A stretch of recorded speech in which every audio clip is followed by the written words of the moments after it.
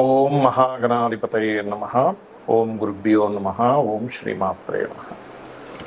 మనం ఈరోజు మీరు జన్మించినటువంటి లగ్నం నుంచి మీకు వేటి మూలంగా ధనయోగం వస్తుంది, అదేవిధంగా ఇది మనం చెప్పుకునేటువంటిది జనరల్గా. ఉదాహరణకి మేషంలో పుట్టారు, లేదా వృషభ లగ్నంలో మీరు పుట్టినప్పుడు వృషభ లగ్నం ఉంది, లేదా మిథున లగ్నం ఉంది, కర్కాటక లగ్నం, అలా దాన్ని బట్టి సెకండ్ లార్డ్ ఎవరు, ఆ గ్రహం ఎటువంటి ధనయోగాన్ని ఇవ్వడానికి ఎలిజిబుల్ అయింది, సెవెంత్ లార్డ్ ఎవరు, అంటే ధనం ఎందుకు మీకు నిలబట్టడం లేదు, అదేవిధంగా మీకు జాతక చక్రంలో వ్యాపారం మూలంగా ధనయోగం ఉందా, లేదా ఉద్యోగ రూపంలో ధనయోగం ఉందా, మీ లగ్నానికి ఎటువంటి మహాదశలు వస్తే ధనయోగంగా మారతాయి అనేటువంటి అంశాలని చెప్తుంది నేనైనప్పటికీ కూడా చెప్పిస్తుంది సాక్షాత్ లలిత అమ్మవారిగా భావిస్తూ ఒక్కొక్క లగ్నం గురించి తెలుసుకుందాము. అదేవిధంగా అసలు వ్యాపార యోగం కనుక ఉన్నట్లయితే ఏ గ్రహం ఏ గ్రహంతో కలిస్తే ఎటువంటి వ్యాపారాల్లోకి వెళ్తారు, ఎటువంటి సమయాల్లో వ్యాపారాల జోలికి వెళ్ళకూడదు, ఎటువంటి సమయాల్లో వ్యాపారాలకు వెళ్తే బాగుంటుంది అనేటువంటి విషయాలు కూడా నేను చివరిలో చెప్తాను. వీడియో చివరి వరకు చూడండి. కుంభలగ్నము, కుంభరాశి. కుంభం వారికి మీరు గమనించండి, ఎనీ కుంభలగ్నం వాళ్ళు ఎప్పుడూ హ్యాపీగా ఉండాలి, ఆనందంగా ఉండాలి, నవ్వుతూ ఉండాలి. ఈ లక్షణం ప్రధానంగా ఉంటుందండి వారికి. అదే కుంభలగ్నం కనుక లగ్నం పాడైపోతే చెప్పలేం, కానీ అది ఇన్బిల్ట్గా ఉండే లక్షణం. అయితే మీకు ధనాన్ని ఇచ్చే కారకుడు ఎవరు అంటే గురువు. గురువు ధనాన్ని ఇచ్చే కారకుడు, వృత్తినిచ్చే కారకుడు. కొంచెం ధనం నిలబెట్టే కారకుడు రవి. మీకు కనుక మీ జన్మజాతకంలో రవి బాగున్నాడు, అప్పుడు ధనం నిలబడుతుంది, ఎటువంటి సందేహం.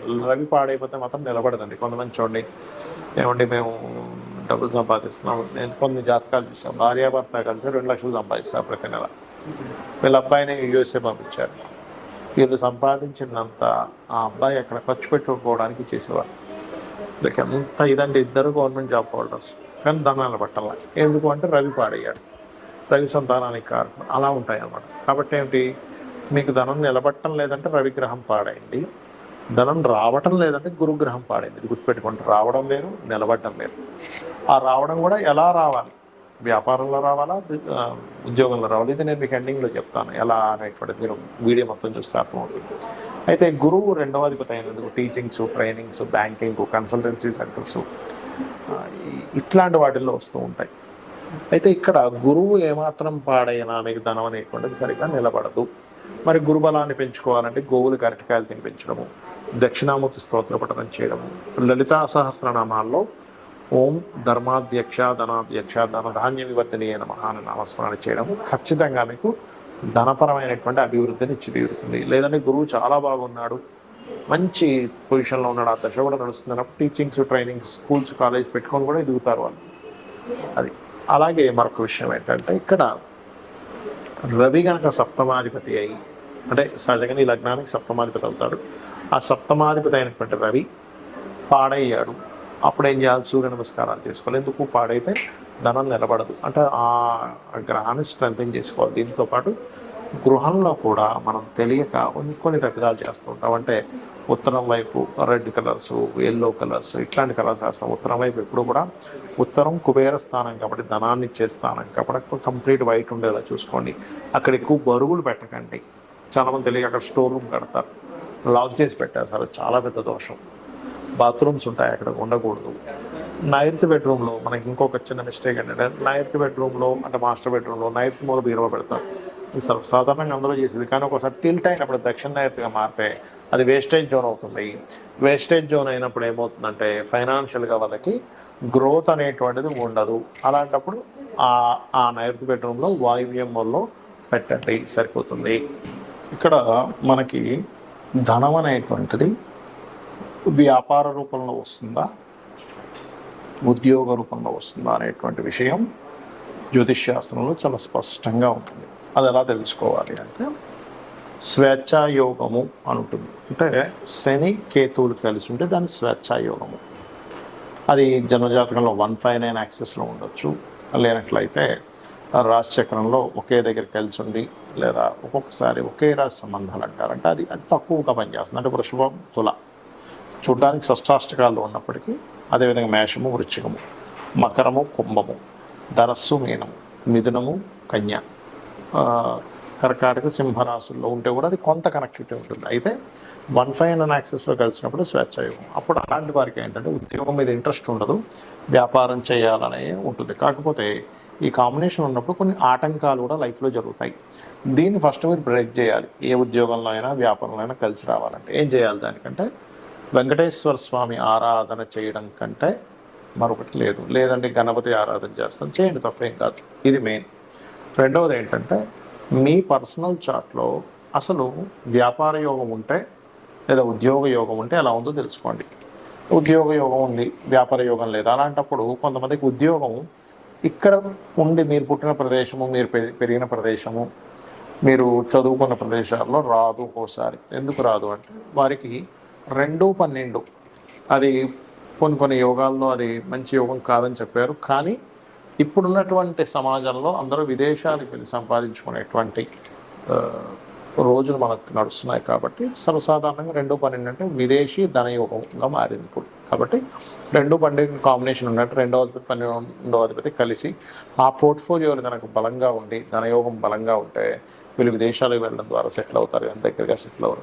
ఎందుకంటే విదేశాలకు వెళ్ళేంత స్తోమత లేదు మరి ఎలాగా అనుకునేటువంటి వారు ఉన్న స్టేట్ మారడం, ఉన్న ప్రదేశం మారితే అప్పుడు మీకు బాగుంటుంది. అదేవిధంగా 9, 10 కాంబినేషన్ ఉంది, టీచింగ్ జాబ్స్లోకి వెళ్ళడం. అలా మీకు ఎప్పుడైనా సరే ఒక ఏజ్లోనే అంటే ఒక 9th, 10th ఈ ఏజ్లో ఉన్నప్పుడు ఇంకా చిన్నప్పుడే కూడా మీరు కనుక జాతకం చూసుకొని జనరల్గా జ్ఞానాన్ని పెంచుకోవడానికి చదువుకునే చదువులు వేరు. మీరు ఫలానా ప్రొఫెషన్ తీసుకుంటాను అన్నప్పుడు దానిలో ధనయోగం ఉందా లేదా అన్నప్పుడు మీ ధనాధిపతి ఏ ప్రొఫెషన్కి కనెక్ట్ అయి ఉన్నాడో తెలుసుకోవాలి. అప్పుడు మీకు ఇప్పుడు ఉదాహరణకి కుజుడితో సంబంధాలు కలిగి ఉన్నాడు, అప్పుడు IPS, IAS, మన ఏదైతే మనకి చూడండి పోలీస్ డిపార్ట్మెంట్ ఇట్లాంటి వాటిల్లోకి వెళ్తే మీకు కెరియర్ అనేది బాగుంటుంది. లేదా దశమాధిపతి ఎలా ఉన్నాడు, లేదా D10 చార్ట్, దశాంశ చక్రము అంటారు. ఆ యొక్క D10 చార్ట్లో దశాంశ చక్రంలో ఈ దశమాధిపతి ఏ గ్రహంతో బలంగా ఉన్నాడు అది ఇన్ డీటెయిల్డ్గా చూసేది. అంటే టైం ఎక్కడా కూడా తప్పు ఉండకూడదు. పర్ఫెక్ట్ టైం ఉన్న వాళ్ళకి మాత్రమే వర్గ చక్రాల్లోకి వెళ్ళాలి. ఈ రకంగా చూసుకోవాలి. అంటే మొట్టమొదటిగా మీకు ఇక్కడ ఉందా, విదేశాల్లో ఉందా, లేదా ఉన్న ఊరు మారితే ఉందా. ఇంకోటి ఏంటి, కొంతమందికి కొంత అంటే మొట్టమొదట ఒక 2-3 సంవత్సరాలు కొంత డిస్టర్బెన్స్ ఉంటుంది. వెంటనే వాళ్ళు ఏం చేస్తారంటే అయ్యో నాకు ఉద్యోగం రావట్లేదు అని అనుకుంటారు. అలా కాదు, ఆ పర్టికులర్గా ఆ డిస్టర్బెన్స్ ఉన్నప్పుడు ఉండే మహాదశ అంతర్దశలకు దానం ఇచ్చుకుంటే అది క్లియర్ అయిపోయిందంటే 2-3 సంవత్సరాల తర్వాత ఆ వ్యక్తి చాలా టాప్ పొజిషన్లోకి వెళ్ళే టైం కూడా వస్తుంది. ఒక్కోసారి అది చెక్ చేసుకోవాలి. ఇక వ్యాపారం గురించి చూద్దాం. ఎంత వ్యాపారం చేస్తున్నానో కలిసి రావట్లేదు, ఎన్ని వ్యాపారాలు చేస్తున్నా కలిసి రావట్లేదు. అంటే మొట్టమొదటిది మీరు ఎంచుకున్న వ్యాపారం మీకు సరైనటువంటిది కాదు. ఇది ప్రధానంగా గుర్తుపెట్టుకోండి. మీరు ఎంచుకున్నది సరైనటువంటిది కాదు. ఎందులో ధనం రావాలో అందులో వెళ్లకుండా రివర్స్లో వెళ్తున్నారని అర్థం. మరి దీన్ని వ్యాపార యోగం ఉందా లేదా మొట్టమొదటిగా మనం చెక్ చేసుకోవాలంటే వ్యాపార కారకుడు అంటారు బుధుడు. ఆ బుధుడు మీ జన్మజాతకంలో ఎలా ఉన్నాడు, పాపకట్టేరులో ఉన్నాడు. ఎన్ని వ్యాపారాలు చేసినా మీకు ఏదో కొంతకాలం కలిసి వచ్చినట్టుగా వస్తుంది, తర్వాత నష్టపోతుంటారు, మళ్ళీ అప్పులు తెస్తారు, మళ్ళీ వాటిని తీర్చుకుంటూ ఉంటారు, అది అమ్ముతారు చెప్తారు, ఇలా నడుస్తూ ఉంటుంది. అలా కాదంటే బుధుడు చాలా బాగున్నాడు, ధనాధిపతి బాగున్నాడు, లాభాధిపతి బాగున్నాడు, ఆలోచన స్థాన కారకుడు బాగున్నాడు, సప్తమాధిపతి బాగున్నాడు, అప్పుడు ఖచ్చితంగా బాగుంటుంది. అంటే ఏమిటి, ఇక్కడ మీ జన్మజాతకంలో కనుక సప్తమాధిపతి బాగుంటే పార్ట్నర్షిప్స్ ద్వారా మీరు వ్యాపారాలు యోగిస్తాయి. అలా కాదండి, వ్యాపార కారకుడు బుధుడు లేదా ధనాధిపతి ఏ గ్రహంతో కలిసి ఉన్నాడో చూసుకోండి. ఉదాహరణకి వరుసగా ఒక్కొక్క గ్రహాన్ని తీసుకుంటే మీకు రవి గ్రహంతో కలిసి ఉన్నాడు. మెడికల్ ఆరోగ్యాన్ని ఇచ్చే దాంట్లో బాగా కలిసి వస్తుంది. మెడికల్ షాప్ కావచ్చు, హాస్పిటల్స్ కావచ్చు, మెడికల్ రిలేటెడ్ ఆరోగ్యాన్ని ఇచ్చేటువంటి న్యూట్రిషన్స్ కావచ్చు, మీరు చేసేటువంటి ఏ వ్యాపారమైన ఆరోగ్యానికి సంబంధించింది ఖచ్చితంగా బాగుంటుంది. చంద్రుడితో కలిసి ఉన్నాడు, టూర్స్ అండ్ ట్రావెల్స్. అయితే ఇక్కడ శుక్రుడు కూడా బాగుండాలి.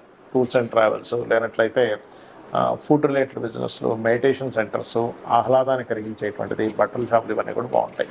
కుజుడితో కలిసి ఉన్నాడు. అలాంటప్పుడు ఏంటి, సెక్యూరిటీ సర్వీసెస్, లేదా పెద్ద పెద్ద మిషనరీస్, లేదా అగ్నికి సంబంధించిన గ్యాస్ రిలేటెడ్, అంటే ఏదైనా సరే మిషనరీ పవర్ రిలేటెడ్ సంబంధించిన బాగుంటాయి. ఈ పవర్ రిలేటెడ్ సంబంధించిన దాంట్లో రవి గన కనెక్టివిటీ అయితే అప్పుడు ఏమవుతుందంటే సోలార్ ఎనర్జీస్ లాంటివి, వాటి ద్వారా డబ్బులు వస్తాయి.